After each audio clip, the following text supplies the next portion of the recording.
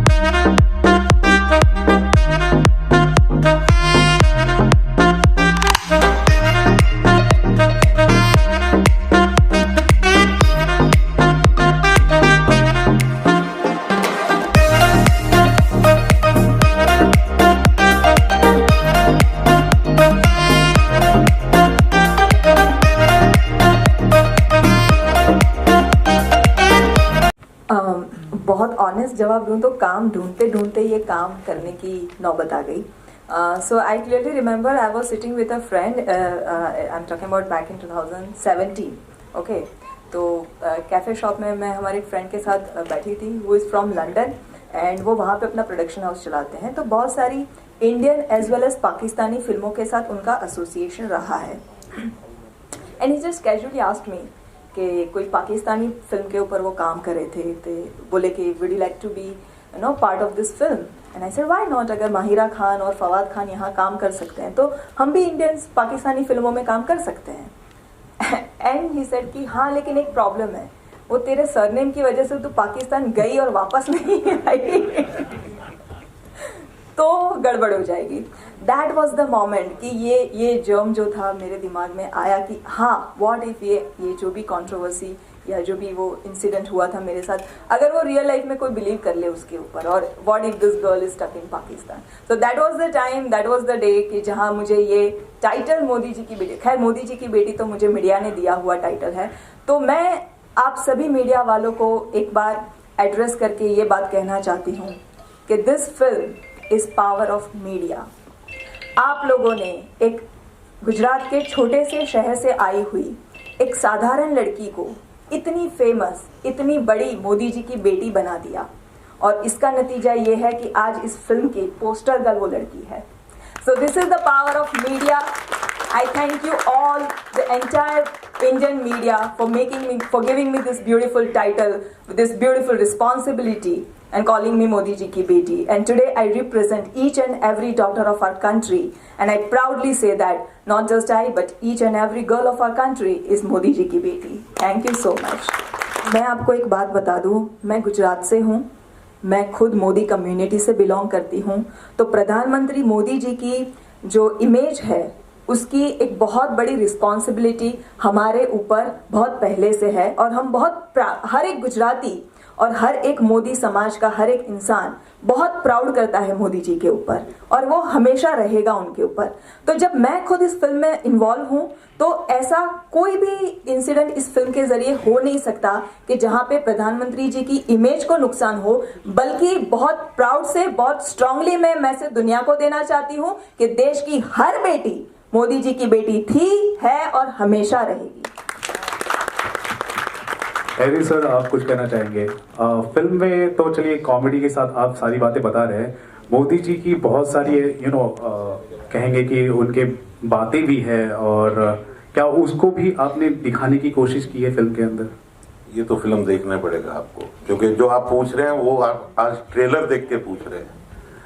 देखिए, एक अच्छी फिल्म बनाई है, वो मैं कहूँगा तो नहीं है, आप लोग बोलें वो अच्छा रहेगा. बाकी हाँ, मुद्दे हैं जो कि हमारे समाज के मुद्दे हैं, इस देश के मुद्दे हैं. वो मुद्दे मोदी जी ने आहिस्ता आहिस्ता इस देश के लिए जागृत किए. Once they have come up today, same things in reference at certain places you may find, but that is not to be mistaken. I would just say this is not to be mistaken as a political film. It's a total fun film. It's a total joy ride. और मेरी कोशिश ये रही है कि एक अच्छा entertainment दे सकूं समाज को. हम लोग बहुत स्ट्रेस से गुजरे हैं कुछ पिछले सालों में. वो स्ट्रेस रिलीफ, वो बस्टर चाहिए सबको. तो शायद ये फिल्म काफी लोगों के लिए वो एक स्ट्रेस बस्टर का काम करने वाली है। शायद अब आप लोगों को इस फिल्म को देखने के बाद आपको पैरासिटामोल ना खाना पड़े। Hi, Avni, Eddie ji, the entire team, congratulations. Thank you. Thank you. Super बहुत फिल्म टाइटल है। वो ट्रेलर देखा मुझे बहुत ही अच्छा लगा। फिल्म बन गई है, मोदी जी की बेटी है। जैसे आपने कहा था कि मोदी कम्युनिटी से बिलोंग करती हो, गुजरात से बिलोंग करती हो, तो ये मंशा भी होगी कि ये फिल्म मोदी जी तक पहुंचे।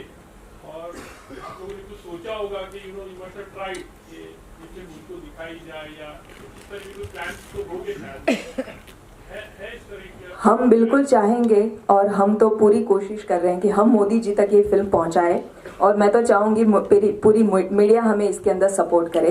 तो प्रधानमंत्री मोदी जी तक हम ये फिल्म बहुत अच्छे से हमें उनको दिखाना चाहते हैं, but there is a protocol which we have to follow, so we are trying for that. अरे आप लोग शोर मचाओ ना तो फिर अपने आप पहुंच जाएगी, फिर वहां से हमें बुलाएंगे कि दिखाओ ये फिल्म, तभी तो आप लोगों का सपोर्ट चाहिए हमें। या फिर दूसरी तरह से पूछूं, मोदी जी तक तो it's like very top level, या फिर उनके कोई कार्यकर्ता या फिर उनकी पार्टी से किसी ने आपको अप्रोच किया होगा या उनको ये फिल्म देखनी है? सर क्या है ना, पार्टी की अगर आप बात करें तो हमने बहुत लोगों को ये फिल्म दिखाई है और बहुत लोगों को ये फिल्म के बारे में पता है बेसिकली। तो जो पार्टी की आप बात कर रहे हैं तो ये तो है कि अभी इंडिया की लार्जेस्ट पार्टी है, तो हर कोई कहीं ना कहीं तो उनके साथ जुड़ा ही है ना, तो हमने जिनको दिखाई ना वो सब इनडायरेक्टली तो उन्हीं के साथ है। अवनी जी, हाँ जी सर, सेंसर भी हो चुकी है। अवनी जी, यहाँ हाथ ऊपर है मेरा। Okay sir, thank you. Siraj Syed नाम है मेरा, filmfestivals.com की तरफ से। Thank you for coming. My pleasure. मुझे दिलचस्पी है ये जानने में कि आपने ये फिल्म लिखी कैसे, क्योंकि बतौर एक्ट्रेस तो आप काफ़ी मशहूर हैं, काफ़ी फिल्में की हैं आपने, थिएटर भी किया है, लेकिन story, screen play, dialogue film के लिए लिखना एक अलग कला है। इसमें आप किसी से प्रेरित हैं? कुछ लोग ऐसे हैं जिन्होंने आपको इंस्पायर किया, कुछ डायरेक्टर्स, कुछ राइटर्स ने, या फिर आपने कुछ किताबें पढ़ी या फिर किसी से गाइडेंस लिया? क्योंकि ये बैठे बैठे अचानक तो नहीं आ जाती कला। नहीं आता है सर। मैं ये क्या था ना, ये एक खूबसूरत हादसा हुआ है मेरे साथ। मैं ये कहूँगी कि मुझे नहीं पता था कि मैं राइटिंग के अंदर इतना पोटेंशियल है, वो कितना है वो तो लोग देखने के बाद बताएंगे, बट जो भी मुझे लगता है कि मैं इसके काबिल हूँ उसका सबसे पहले क्रेडिट मैं एडी सर को देना चाहूँगी। बिकॉज सबसे पहले ये फिल्म लिखने के लिए मैंने ना बोल दिया था। एक कॉन्सेप्ट आया था जो मैंने इनके साथ शेयर किया, नहीं सर कि लिखवाने के लिए किसी राइटर को हायर कर दो, मैं नहीं लिख पाऊंगी। इन्होंने कुछ एक्सपेरिमेंट भी करवाए, but then he was not happy and then he forced me कि तूने सोचा है ये concept, then only you can give justice to the script. And I be probably the first writer कि जिसने लिखते लिखते सीखा है या सीखते सीखते लिखा है कह दो, you know. So he has been the he has pushed me a lot to write this and he has actually turned me a writer। मुझे एक्टर बनाने के लिए तो बहुत लोगों ने मेहनत की, राइटर बनाने के लिए एकमात्र इनके कंधे पे जिम्मेदारी थी। ऐसा कुछ नहीं है, इनकी अपनी मेहनत है। Yes। हम लोग खुद ये एक बहुत क्रिएटिव है। कई लोगों को हमारे अंदर का टैलेंट नहीं पता होता है, तो इन्होंने जब ये सब्जेक्ट मुझे सुनाया था, आई वॉज कन्विंस्ड कि this is the subject for which I should do my debut. And this was a fantastic opportunity, in fact, for both of us to work on it. And that's an honor for me। So, जब experiment की जो इन्होंने बात की, तो वो इन्होंने जो सब्जेक्ट सुनाया, तो मैंने तो पहले दिन बोला था कि अवनी तुमको ही ये लिखना चाहिए, और हमने कई राइटर्स के साथ एक्सपेरिमेंट किया, उस पे पैसा भी बहुत खर्च हुआ। तो अनफॉर्चुनेटली वो सारा कुछ होने के बाद जब वो चीजें हमारे सामने नहीं आई जैसे हमें चाहिए थी, तो फोर्स किया एक बार अवनी को कि अवनी तुम जैसा लिखना चाहती हो, जो सोचती हो वो लिखो, उसके बाद देखते हैं क्या होता है।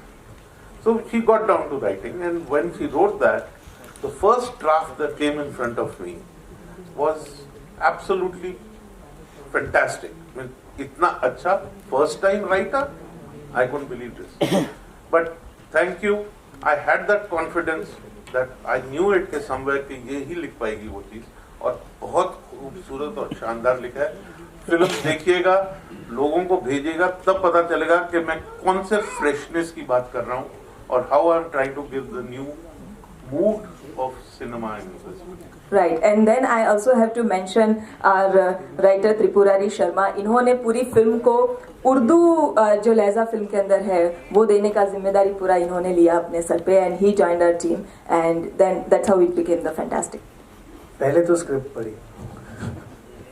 पढ़नी पड़ेगी, तो स्क्रिप्ट पढ़ने के बाद हम लोग बैठे, डिस्कशन किया। डिस्कशन करने के बाद हमने पहले फिल्म की स्क्रिप्ट को क्रिटिसाइज़ किया। उसके बाद डायरेक्टर और अवनी के साथ बैठ के हमने काफ़ी सारे डाउट्स क्लियर करे और हमने समझा कि ये क्या है, क्या हो रहा है, क्या नहीं है। ये किसी तरीके से फिल्म इम्बैलेंस तो नहीं है। जिन चीज़ों का एहतियात उन्होंने बरता है, हमने उन चीज़ों पे एक्चुअली पीतू बादशाह मैंने हम दोनों ने बहुत ज़्यादा स्ट्रिक्ट तौर पे हम लोग बैठे थे, कुछ मेरे ख्याल से हफ्ता भर पीतू। हाँ, उसके बाद फिर हमने ये भी डिसाइड किया कि पाकिस्तान के करते होंगे और कौन से सन में आए होंगे, क्या क्या डिफरेंसेस हैं। जैसे एक डिफरेंस जो मुझे याद है, हमने सोचा था कि ये बहुत पुराने टेररिस्ट हैं जो कि आप फिल्म में देखेंगे कसाब को आइडल मानते हैं अपना और ये उस समय के हैं जब इनके परिवारों को 4 लाख रुपए मुआवजा मिलता था पर पर्सन। अब वो मुआवजा बढ़कर 10 लाख रुपए हो गया। तो हमने ऐसी ऐसी डिटेल्स में बहुत सारी इंटरेस्टिंग डिटेल्स आपस में शेयर करी, चीज़ें डाली। एक्सेंट हम लोगों ने थोड़ा कश्मीर का रखने की कोशिश करी। कुतुब मतलब सबसे इम्पोर्टेंट चीज़ ये था कि कोई भी कैरेक्टर की जो one of the very detail में करना पड़ता है वो है कि डायलेक्ट क्या है और कैसे लहजे में बात करते हैं। तो मेरे एक डायरेक्टर फ्रेंड है जिनका मिस्टर कॉल, वो कुछवाड़ा से हैं। तो मैं पूरा स्क्रिप्ट लेके उनके साथ एवरी डायलॉग उनसे बुलवा के उसको रिकॉर्ड करके सुन के, कि क्योंकि एक तो होता है कि ज्यादातर जगह पे हम लोग कैरिकेचर करते हैं, कोई बंगाली कैरेक्टर प्ले करना है, कोई कुछ, उसको कैरिकेचर करते हैं। बट अगर वो एक बंगाली उसको बोलेगा तो उस पे जो वो बहुत माइल्ड और सॉफ्टर फ्लेवर आते हैं एक्सेंट का। तो that we try to, I mean like उनके साथ काम करके मैंने ये किया। और दूसरी चीज जो मुझे सबसे इम्पोर्टेंट चीज, मैं एक चीज बोलना चाहूंगा कि जब एडीजी ने फोन किया और स्क्रिप्ट मैंने पढ़ी, जैसा कि कहा विक्रम जी, कोई भी film medium is a collaborative medium. तो आप जब पढ़ते हो फिर आपका पॉइंट ऑफ व्यू, आपका इनपुट आप देते हो। वो तो विक्रम ने कहा कि हमारी फिर बैक एंड फोर्थ कि ये क्यों है, ऐसा क्यों होना चाहिए, वो बैलेंस करने की बात हो गई। बट मैंने एक बहुत पहले ब्रिटिश फिल्म देखी थी जिसका नाम है 4 लायन। बहुत ही अमेजिंग फिल्म है, वन ऑफ माय फेवरेट। तो जो पहली चीज है कि मैं स्क्रिप्ट पढ़ने के बाद मुझे लगा कि बॉस ये फिल्म में है, मतलब स्क्रिप्ट में जान है, कहीं ऊपर नीचे है, वो बैठ के डायरेक्टर, राइटर, एक्टर्स मिलके हम लोग ब्रेनस्टॉर्मिंग करेंगे और उसको बैलेंस करेंगे, लेकिन इस फिल्म में दम है। तो ऑफ कोर्स हर कैरेक्टर की तरह इस पे, क्योंकि मैं उड़ीसा से हूँ, ये पूरा फिल्म में वो पाकिस्तानी पीओके से कैरेक्टर्स है, तो डायलेक्ट हो गया, बॉडी लैंग्वेज हो गया, वो सारी चीजों पे तो हमने काम किया। और क्योंकि एक अच्छा केमिस्ट्री बन गया था डायरेक्टर सर और अवनी और विक्रम, हम सब लोगों के बीच में, तो हम जब साथ में मिलके कोलैबोरेटिवली कैरेक्टर्स को तैयार कर रहे थे तो इट वाज इजियर। एंड वो केमिस्ट्री आपको ट्रेलर में दिखाई होगा और फिल्म में भी दिखेगा। उनके लिए क्या है इस फिल्म में? सर, जैसा एडी सर ने अभी कहा थोड़ी देर पहले कि ये पॉलिटिकल फिल्म नहीं है, ये out and out entertaining film है, पूरी फिक्शन कहानी है। और ये फिल्म मोदी जी के सपोर्टर या मोदी जी के नॉन सपोर्टर के बारे में नहीं है, ये फिल्म हिंदुस्तानियों की है। ये फिल्म में मोदी जी की बेटी की आवाज वो आवाज है जो हर इंडियन पाकिस्तान को सुनाना चाहता है। क्या पाकिस्तान को हम कश्मीर के बारे में, जिहाद के बारे में, कैसा पाकिस्तान नाम का पड़ोसी मुल्क हम चाहते हैं, इंडिया का क्या फेवरेट होना चाहिए, उसका फ्रेंडशिप कैसी होनी चाहिए अगर उनको करनी है दोस्ती इंडिया के साथ, वो आवाज एक लड़की पूरे हिंदुस्तान की तरफ से पाकिस्तान को देके आती है। तो ये इंडिया और पाकिस्तान की फिल्म है, ये पॉलिटिकल फिल्म नहीं है। इसको बस आप थिएटर में जाइए, परिवार के साथ एंजॉय कीजिए, हंसते खेलते, और लोगों को रेकमेंड कीजिए। Thank you. बहुत अच्छा। पहली चीज तो हम लोग जुड़े हैं फिल्म देखने के बाद। जैसा कि अभी तक सब बातें हो रही थी कि मोदी जी की बेटी टाइटल, तो डेफिनेटली मार्केटिंग के पॉइंट ऑफ व्यू से ये एक पहली यूएसपी होती है, एक टाइटल का एक अट्रैक्शन होता है ऑडियंस के माइंड में। लेकिन हमने जब फिल्म देखी है तो फिल्म देखने के बाद हमने ये मतलब हम लोग हंस रहे थे, एंजॉय कर रहे थे, जो एक जेन्युइन रिएक्शन था होता है वो आ रहा था, प्लस एक सटायर, एक स्टोरी, एक अच्छा कंटेंट भी था। इन लोगों ने बड़ी मेहनत से बनाया है। तो वो जब हमारी बातचीत हुई तो एक जिम्मेदारी आई कि इस फिल्म को सिनेमा तक, थिएटर तक कैसे पहुंचाया जाए। तो आपने सही कहा कि बहुत मुश्किल है आजकल। मतलब अभी हम लोग वही डिस्कस कर रहे थे विनय जी के साथ कि जितनी अदर लैंग्वेजेस को मिला के एक वीक में 25, 30, 35 फिल्म्स हैं। हिंदी की बात करें तो एक वीक में 6 to 7, 8, 9, 10 फिल्म्स है। उसमें स्क्रीन जो पहले से फिल्में चल रही होती हैं वो ऑलरेडी कंटिन्यू करती हैं, उसके बीच में अपने आप को लाना, रिलीज करना इज अ टफ टास्क। लेकिन अगर फिल्म की पब्लिसिटी अच्छी हो और फिल्म के बारे में एक बज़ क्रिएट हो जाए और फिल्म भी अच्छी हो तो उसे चलने से कोई रोक नहीं सकता। ये हम सब जानते हैं कि वर्ड ऑफ माउथ से भी फिल्में चलती हैं। तो हमने फिर एक पब्लिसिटी का प्लान डिस्कस करके बनाया, जो कि ऑलरेडी ब्रांडेक्स इंडिया जो है हम 450 से भी ज्यादा फिल्में डिजिटल प्रमोशन में कर चुकी है। तो डिस्ट्रीब्यूशन और मार्केटिंग के पॉइंट ऑफ व्यू से फिर हमने जो प्लान किया है उसमें जो थिएटर टारगेट किए हैं उसमें मीडिया का बहुत बड़ा कंट्रीब्यूशन भी होगा। आज से डेफिनेटली आज से हमारा कैंपेन शुरू हो रहा है, आज लॉन्च हुआ है तो, और हमें उम्मीद है कि जब फिल्म अच्छी बनी है और जब जनता का मोदी जी को इतना प्यार मिल रहा है तो मोदी जी की बेटी को क्यों प्यार नहीं मिलेगा, इसमें कोई शक नहीं है।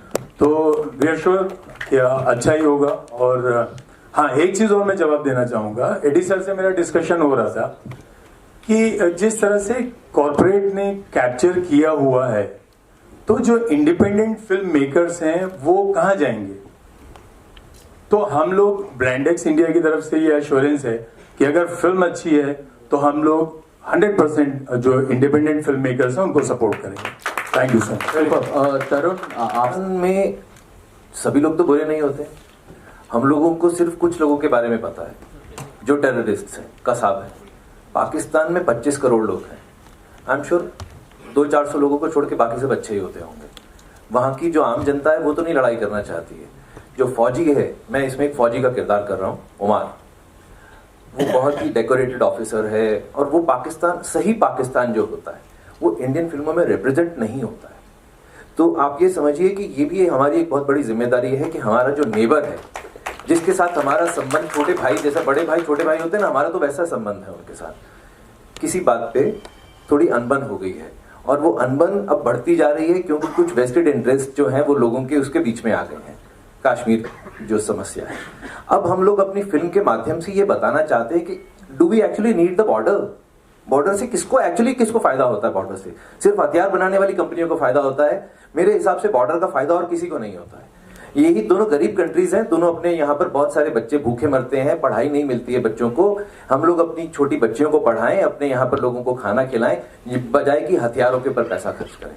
तो पाकिस्तान का सही रिप्रेजेंटेशन भी बहुत जरूरी था। जो विक्रम और पितो अपने साइड की स्टोरी बताएंगे, क्योंकि दे आर प्लेइंग फ्लॉप, वो होते हैं ना टेररिस्ट, वो फ्लॉप टेररिस्ट है। वो वानबी भी नहीं कहेंगे, वो है टेररिस्ट ग्रुप में, लेकिन वह बर्तन घिसने का काम कर रहे हैं 10 साल से। उनकी यही औकात है, वो they want to prove themselves.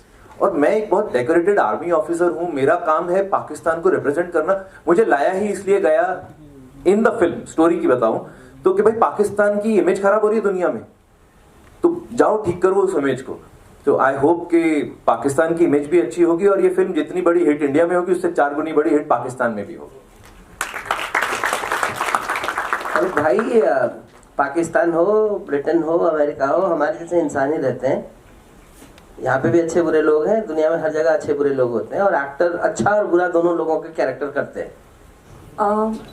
Well मुझे ये लगता है कि कलाकार का कोई मजहब नहीं होता, कलाकार की कोई नेशनैलिटी नहीं होती, हर कलाकार सिर्फ और सिर्फ अपनी कला को समर्पित होता है।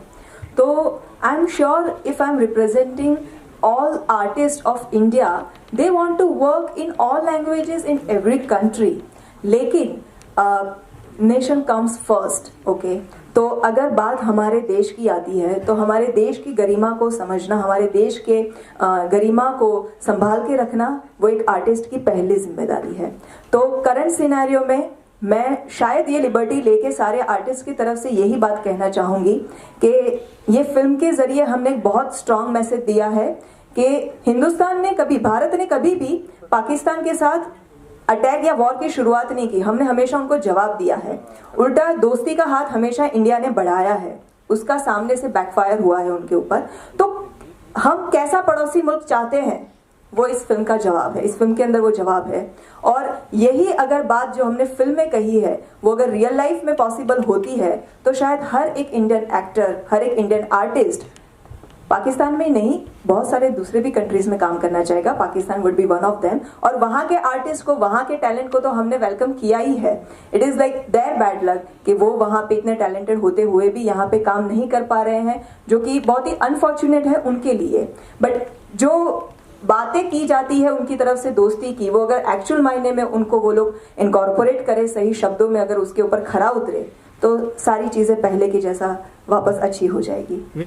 सर, जिस स्केल पे ब्रह्मास्त्र बनी है और जिस स्केल पे ब्रह्मास्त्र प्रमोट हो रही है, हम तो उनके आगे बहुत छोटे फिल्म मेकर्स हैं और हमारी फिल्म बहुत छोटी है। तो हमारी फिल्म का एक ही मार्केटिंग स्ट्रेटेजी है, गुड कंटेंट, और गुड कंटेंट ही ऑडियंस को थिएटर तक लेके आती है।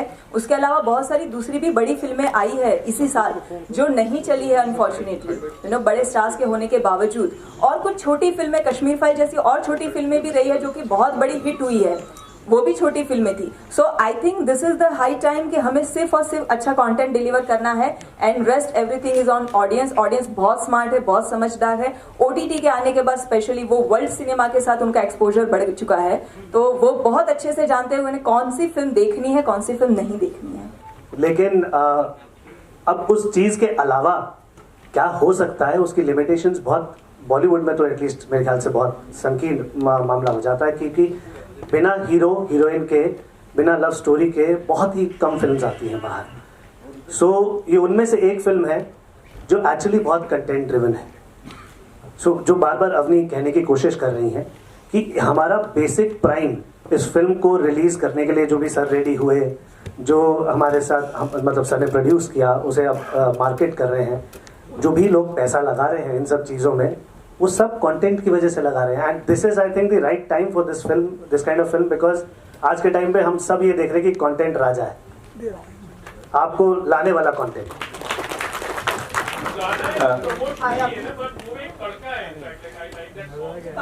Thank you, thank you. Part of promotion. What Vikram has just said, if the content is good, that is what we have tried. We made a film with comedy in it, but the content has a message in it. और उसको पेश करने का तरीका है, no hero, no heroine, no romance, but still a fun. और जैसे अवनी ने बोला वेरी करेक्टली, हम बड़ी फिल्मों के साथ या किसी फिल्म के साथ अपने आप को कंपैरिजन नहीं करते। मैं सिर्फ ये कहना चाहूँगा कि इस फिल्म के अंदर हम लोगों ने एक नयापन और न्यू वेव सिनेमा क्रिएट करने का कोशिश किया। There is a new format that we are trying to create के हर फिल्म हीरो और हीरोइन और रोमांस से नहीं बनती, तो उस तरीके से आप देखेंगे एक नयापन। और हमारी लार्जेस्ट पब्लिसिटी जब आपने पूछा, वो हमारे ऑडियंस है। आपको पसंद आएगी, आप अपने आप और उनको भेजिए, तो देखिए जरूर। जब आप देखेंगे तो मुझे पूरी उम्मीद है कि आप खुद अपने बाकी परिवार सदस्य, दोस्तों को थिएटर में भेजेंगे फिल्म देखने के लिए। So that's the only thing I think, वो देखने के बाद सबको पता चलेगा। एक सवाल एडी सिंह की डायरेक्टर, भाई 30 सेकंड की एड फिल्म देख के तो आपने मेरे को कभी याद नहीं किया, लेकिन उम्मीद है कि ये फिल्म देखने के बाद आप एक डायरेक्टर को देखेंगे, उसका नाम करेंगे, और एज अ फीचर फिल्म मेरी ये डेब्यू फिल्म है। तो और मुझे गर्व है कि आज एक अच्छी फिल्म बनाई। और अवनी मोदी के लिए सवाल है कि अक्सर हम एक्ट्रेस हीरोइन को पूछते हैं कितना रियल लाइफ से आपका रियल लाइफ सिमिलर है, लेकिन इस फिल्म में रियल लाइफ और रियल लाइफ आप सेम पर्सन ही निभा रहे, तो फिर भी क्या दिक्कत थी? मोदी की बेटी जो रियल लाइफ में, मोदी जी सर, जी बहुत इंपॉर्टेंट है, मोदी जी की बेटी है। मोदी जी की बेटी जो रियल लाइफ में क्या परिवर्तन लाना पड़ा? अभी एडी साहब बोलेंगे, फिल्म देख के उसके लिए मैं बोल ना सकता। सर क्या है, एक्टर और राइटर के तौर पे ये मेरी जर्नी जो थी वो थोड़ी बहुत ही हेक्टिक रही शूट के दौरान, कि कब मुझे एक्टर बनना था, कब मुझे राइटर बनना था, मतलब अपना शॉट दे के मॉनिटर के बाजू में आके खुद ही वो डायलॉग्स का भी वो देखना होता था, वो थोड़ा हेक्टिक था। बट जहां मैं अपने कैरेक्टर की बात करूं तो आई थिंक मैंने सर को भी अभी जवाब दिया था कि it's a fictional story fiction है, सीन सारे फिक्शनल है, लेकिन कैरेक्टर रियल है। और वो रियल उस हद तक रियल है कि वो देश की हर बेटियों का जो अपना रूप होता है, असली रूप, वो रिप्रेजेंट कर रही है। तो मेरी जगह कोई दूसरी भी लड़की होती, दूसरी एक्टर नहीं, कोई भी दूसरा फिक्शनल कैरेक्टर भी होता, तो वो यही बात करता जो पाकिस्तान में जाके मैं कर रही हूँ। Because end of the day it's a matter of our nation, हमारे भारत था। और किस्मत से इन्हें मैं अच्छा लग गया, तो बस ये अच्छा लगना ही जरूरी होता है। और फिर मेरा रोल भी ऐसा है कि मुझे उसके लिए कुछ प्रिपेयर करने की जरूरत नहीं पड़ी। ऐसा लगता है बचपन से पुलिस वाला या मिलिट्री वाला बनने के लिए प्रिपेयर हो रहा था, तो बड़ा होकर यही रोल्स मिलते हैं। तो भगवान पता नहीं आजकल कैसे बन गया हूँ, अदरवाइज सब लोग इसी रोल के लिए बुलाते हैं, या तू पुलिस वाला बन जा या तू मिलिट्री वाला बन जा, तो बॉडी बना के फंस गया हूँ।